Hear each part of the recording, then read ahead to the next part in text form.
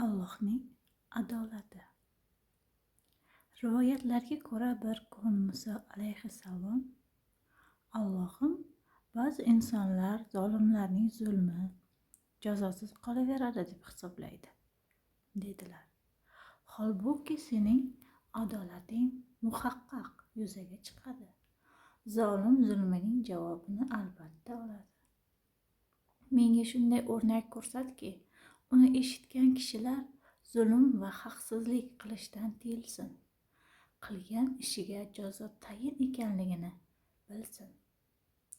U zot alayhissalomga shunday javob bo'ldi: ey Muso, saharda 4 yo'l kesishgan joyda daraxt ortiga berkinib chashma boshida bo'ladigan voqealarni kuzatsangiz, zolim zulmining javobini qanday olishini ko'rasiz.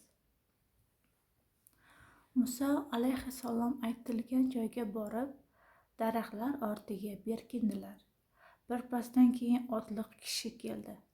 Otdan tushib, yelkasidan xurjunini olib, chashma bo'yiga o'tirdi. Yemagini yeb, chashma suvidan ichib, charchog'i chiqqach, otini minib ketdi. Ichida oltinlari bo'lgan xurjunini esdan unutib qoldirdi. Otliqdan keyin kelgan yigit suv icharkan, chashma bo'yidagi xurjunni ko'rib, ko'zi tushdi. U yoqqa qarab, bu yoqqa qarab hech kim yo'qligini ko'rgach, xurjunni olib ketdi. Uning ortidan ko'zi ojiz qariya keldi. Suv ichib birpas dam olish uchun daraxt soyasiga o'tirdi. Shu payt otliq kishi qaytib keldi va xurjunini qidirdi boshladi. Ko'rdiki, keksa choldan boshqa hech kim yo'q. Demak, xurjunimni shu odam berkitgan. G'azab bilan qariyaga baqira ketdi. To'g'risini ayt, xurjunimni qayerga berkitding? Tezda pullarimni qaytar, bo'lmasa o'ldiraman. Men ko'zi ojiz odam bo'lsam, dedi chol. Xurjuningni qayerdan bilaman? G'azabi qo'zigan otliq aldayapti deb o'ylab, cholni bir urdida o'ldirib qo'ydi va otiga minib jo'nab qoldi. Voqealarni kuzatib turgan Muso alayhissalom Allohga nido qilib so'radilar: Parvardigor, otliqning xurjuni uning ortidan kelgan yigit olib ketdi.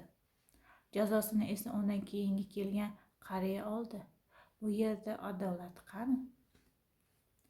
Alloh taolodan shunday xitob bo'ldi: ey Muso, odamlar shunday hodisalarning siriga qarab xulosa chiqaradilar. Ichidagi qadarning adolatini esa ko'rmaydilar. Chashma bo'yidagilar oltinlar solingan xurjunni chashma boshidan unutgan otliq o'z vaqtida qo'liga xizmat qilgan faqir kishini haqqini bermagan. Uning xurjuni olib ketgan yigit o'sha faqir xizmatchining o'g'li. Xurjundagi pullar otasining haqqi edi. Ularni olib ketdi. Adolat shu taxtil yuzaga chiqdi. O'lgan qariya esa osgandan kesgan zolimlardan edi. Umri zulm qilish bilan o'tgan. Eng so'ngida otliqning otasini bir musht urib o'ldirgan. Qotiliga yarasha qoldi. Qotili yashirin qoldi deb o'ylagandi. Nihoyat kun kelib, otliq pulni o'g'irlagan gumon qilib, qariyani bir musht urib o'ldirdi. Ey Muso, bandalarimga aytginki, hikmatini bilmagan voqealardan norozi bo'lishmasin. Bilsinlarki, kishining kishiga qilgan zulmi jazosiz qolmaydi. Bamisal otliq odam ishchisiga bermagan haqqini xurjun to'la oltin bilan to'lagani, otasini bir urishda o'ldirgan kishi xuddi o'shanday o'ldirgani singari degan ekanlar.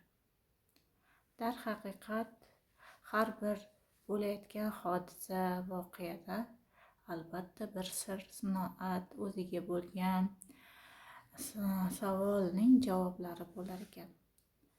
Bu esa faqat Allohga ma'lum bo'lgani uchun biz chetdan xulosa qilmasligimiz va buning ham bir sir sinoati borligini bilib, har bir narsaga shukr va Allohga ishonish va uning bo'layotgan, qilayotgan bizga savol javoblari yoki marhamatlariga norozi bo'lmasligimiz haqida kelib chiqayapti.